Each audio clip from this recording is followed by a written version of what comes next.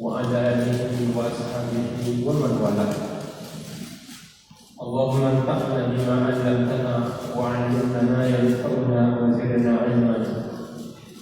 معاشر المسلمين والmuslimat rahimani wa rahmatullah. Alhamdulillah, kita bersyukur dan memuji kepada Allah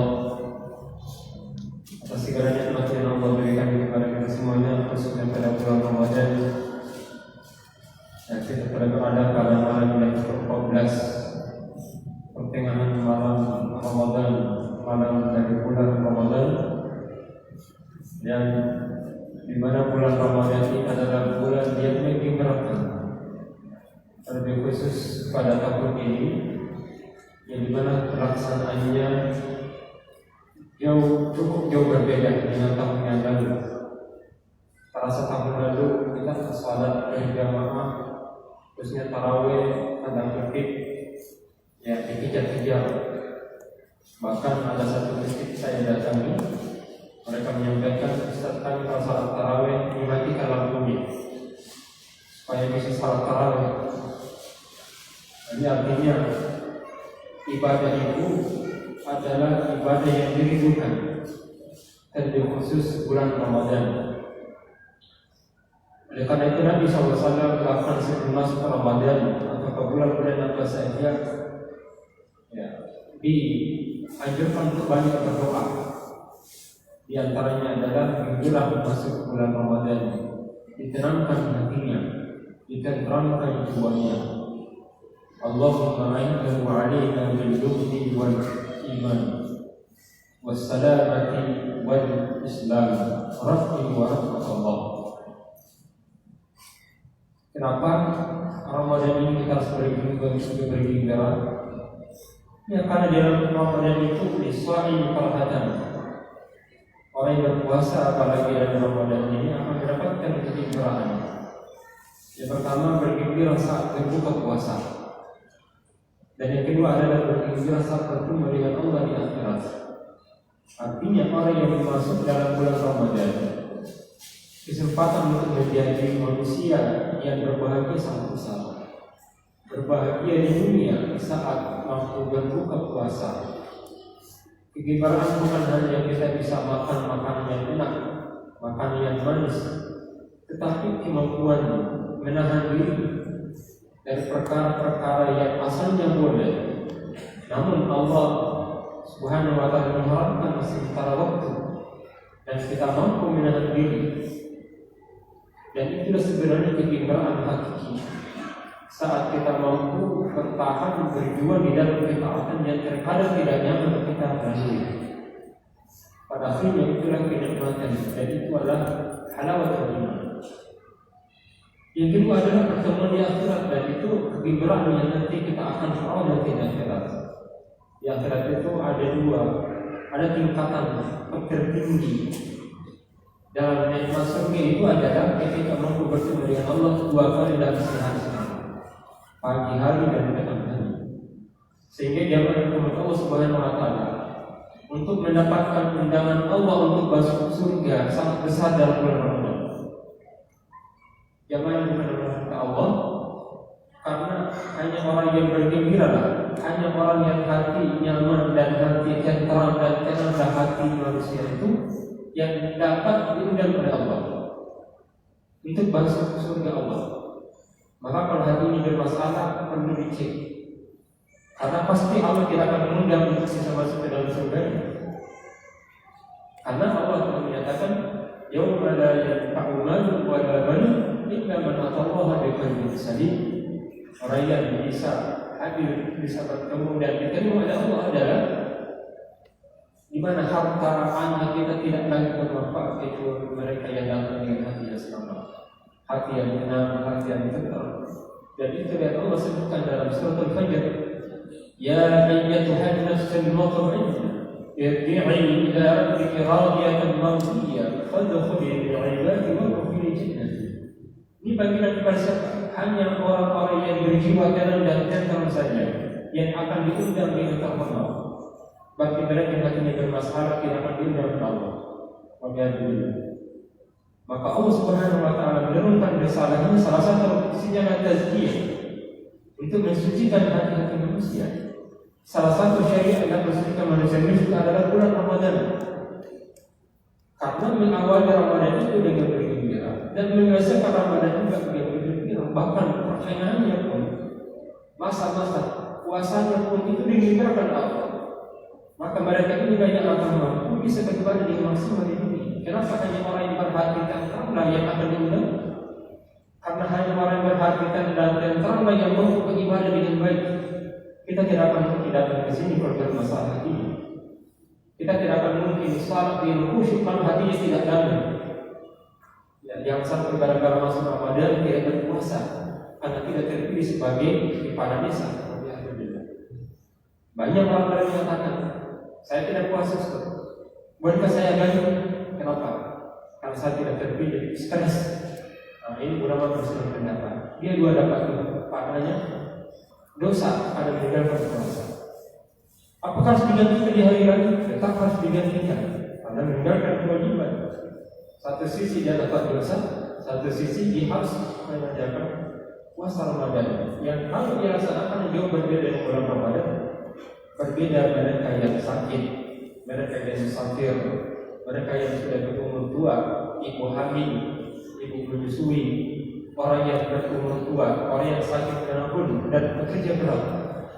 Orang yang sakit dan musafir menggantikan di hari lain. Kecuali sakit hati tidak boleh digantikan, tetap harus berpuasa. Tapi hal sakit yang mengakibatkan dirinya, ya, dirinya terancam kesehatannya, maka boleh dia berpuasa, tidak berpuasa, bahkan diharamkan dia berpuasa pada bulan Ramadan. Tapi harus digantikan dengan lain. Mereka yang sakit menahun, mereka yang sakit, ya, orang yang bekerja berat tidak ada pekerjaan lain kecuali hanya tukang batu ataukah ya, sopir mobil yang pekerjaannya menghasilkan dari situ dia dapat hidup. Maka boleh dengan membayar dia sampai dengan ibu hamil, sampai dengan ibu yang menyusui. Maka cara menggantikan adalah membayar dia dan memberi makan orang miskin.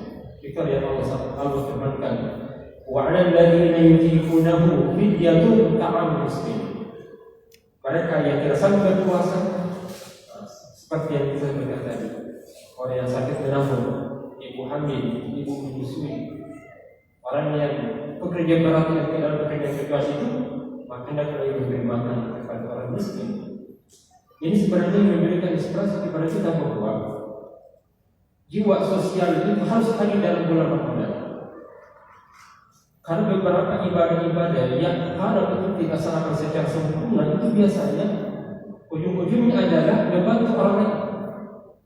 Contoh orang yang berbuka pada bulan Ramadan sehingga dia berhubungan dengan istri, ya, maka dia harus memberitakan budak. Ibu hamil, ibu menyusui yang tidak berpuasa pada bulan Ramadan harus menggantikan dengan cara membayar makan, memberi makan orang miskin. Ya, setiap hari, berarti kalau 30 hari, berarti 30 orang yang kita berikan. Bahkan kalau kita seseorang yang bersumpah dan melanggar sumpahnya harus membayar kafarat juga. Yang teranya adalah memberi makan orang miskin. Jangan saja yang berhubungan dengan Allah, kalau itu dilanggar, maka cara memberi adalah bukan kepada Allah, tapi kepada manusia. Walaupun pada akhirnya kita mengikuti perintah Allah, tapi pada ini adalah memberikan bantuan kepada manusia yang nasib kita. Jadi artinya apa bahwa seseorang dalam merasakan kebahagiaan itu tidak boleh dirikan sendiri, tapi dia harus mampu berbagi kepada yang lain. Bahkan Nabi SAW, ya, suatu ketika, ya, saking pentingnya bulan Ramadan ini, bahkan mengamini doanya para malaikat. Di antaranya mereka Jibril, mereka yang tidak mampu menjaga mutu bulan Ramadan. Di mana mutu bulan Ramadan itu adalah kemampuan meningkatkan derajat iman menjadi takwa. Ya, komitmen terhadap kewajiban diri kita kepada Allah dan juga kepada masyarakat, kepada umat, dan adanya solidaritas kita terhadap manusia, terhadap yang lainnya. Kalau itu tidak kita dapatkan, maka Nabi SAW pernah mengganggu doanya para malaikat. Suatu ketika Nabi naik di atas mimbar dan menyatakan amin. Naik lagi tangga yang kedua mengatakan amin. Naik lagi yang ketiga mengatakan amin. Sahabat yang mendengarkan ucapan itu dari Nabi tidak naik tangga mengatakan amin. Belum menyatakan ya Rasulullah, apa yang Anda amini? Belum menyatakan saya baru saja didatangi oleh malaikat Jibril dan dia menyatakan ya Ramadan fi mar'i man adraka Ramadan fala yuqarrab. Celaka orang yang mendapatkan kesempatan bertemu dengan bulan Ramadan tapi tidak dimanfaatkan untuk mendapatkan ampunan dari Allah. Maka dia mengatakan amin. Naik lagi yang kedua, celaka orang yang didapati kedua orang tuanya dalam keadaan umur tua atau salah satu dari keduanya, tapi mereka tidak mampu memanfaatkan untuk bisa masuk surga. Padahal kedua orang tua, apalagi ketika masa umur tua, ada kesempatan terbaik untuk bisa masuk surga. Padahal karena pintu-pintu tercepat untuk mendapatkan surga dari Allah. Tapi mereka tidak mampu memanfaatkan, maka mereka berdoakan laknat kepadanya. Celaka mereka mendapati kedua orang tuanya, tetapi tidak dimanfaatkan betul untuk masuk surga. Nabi menyatakan amin. Terakhir Nabi SAW berdoakan di mana mereka laknat orang yang celaka orang yang mendengarkan nama Nabi Muhammad SAW disebut tapi tidak bersalawat. Nabi menyatakan amin. Dua makhluk Allah yang sangat mulia di mana doanya dikabulkan. Doanya malaikat pasti diterima oleh Allah. Karena dia tidak akan berdoa kecuali dengan perintah dari Allah. Apalagi amin oleh Nabi Muhammad SAW. Bahkan bisikan hati Nabi itu langsung dijawab oleh Allah. Apalagi baru menyangka menyatakan ini. Itu terbukti ketika Nabi ada keinginan untuk beralih arah kiblat dari Baitul Maqdis ke Ka'bah Mukarramah. Sebelum diangkat tangan Nabi dan berucap hanya sekedar ada bagian di sana, Allah menjawab, qad nara taqalluba wajhika fis sama' fala nuwallika qiblatan tardaha. Akan ada dalam hati langsung dijawab oleh Allah menginginkan wajah di kiblat itu dari arah Baitul Maqdis kepada Ka'bah Mukarramah. Maka bulan Ramadan mari kita manfaatkan seperdua dari bulan Ramadan ini. Karena boleh saja umur yang sangat singkat dan ringkas kita bisa mendapatkan khidmat dari Allah. Terakhir, kisah singkat mungkin tidak panjang terkait dengan suatu kisah Talha bin Ubaidillah belum pernah bermimpi. Di mana mimpi itu melihat dua orang yang pernah masuk dalam Islam. Ya, di mana yang pertama ketika masuk Islam bagus agamanya, giat dalam beribadah. Bahkan ketika itu untuk menjadi mujahid mati dalam peperangan syahid. Satu lagi masih Islam biasa-biasa, namun dia mati dalam keadaan biasa, bahkan mati dalam tempat tidur. Suatu ketika Nabi Talha bin Ubaidillah, salah satu yang telah dinyatakan dikirakan oleh Allah masuk surga. Talha bin Ubaidillah radhiyallahu anhu beliau menyatakan, saya melihat dua orang ini berdiri di depan pintu surga. Saya mengira bahwa yang paling pertama juga masuk adalah orang yang mati syahid. Tapi ternyata ketika duanya di hadapan surga, di dalam menuju surga, ada yang menyebut dari dalam. Mereka mesti menyebutnya. Tapi ternyata dia menyebut siapa? Bukan orang yang mati syahid, tapi yang tadi yang dia biasa masuk. Kemudian yang diundang masuk surga, baru keluar lagi dan mengundang dengan menjemput orang yang mati syahid dengan Allah. Talha bin Ubaidillah menyampaikan kepada para sahabat dan heboh. Bahkan sampai di telinga Nabi SAW dan menyatakan, apa yang menjadikan kalian keheranan dengan perkara itu? Tidakkah kalian tahu bahwa orang yang terakhir yang pertama masuk surga ini mereka lebih panjang umurnya karena mereka diberi kesempatan bertemu dengan Ramadan walaupun dia tidak mati syahid, sedangkan yang mati syahid masih jadi Allah dan tidak mendapatkan Ramadan. Artinya bulan Ramadan yang mendapatkan satu tahun itu dia manfaatkan, dia puasa dengan sungguh-sungguh, dengan ijtihad, dengan jihad, sebenarnya sesungguhnya. Apalagi dari mata Ramadan yang ini yang terkadang mengalahkan orang yang mati syahid dengan Allah. Dan itu bisa saja ketika dia mendapati bulan Ramadan dan mendapatkan Lailatul Qadar beribadah seperti Allah hargai kita beribadah 83 tahun. Itulah yang terkadang umur kita ini sangat ringkas tetapi di hari Allah Subhanahu wa taala umur panjang. Kemudian hanya kurang dari 60 sampai dengan 70 tahun bisa mengalahkan mereka yang umurnya 100 tahun. Bisa mengalahkan umurnya mereka yang umurnya 1000 tahun. Dan itulah sasaran kehadiran Allah. Kenapa umur kita ini sangat terbatas? 60 sampai dengan 70 tahun saja. Kalau dirata-ratakan. Berbeda dengan umat terdahulu yang umurnya kurang lebih ada yang 800 tahun, ada yang 1000 tahun. Salah satu hikmahnya karena adanya bulan Ramadan, di mana bulan Ramadan kami memanfaatkan bisa menyamai bahkan menjadi umat terdahulu.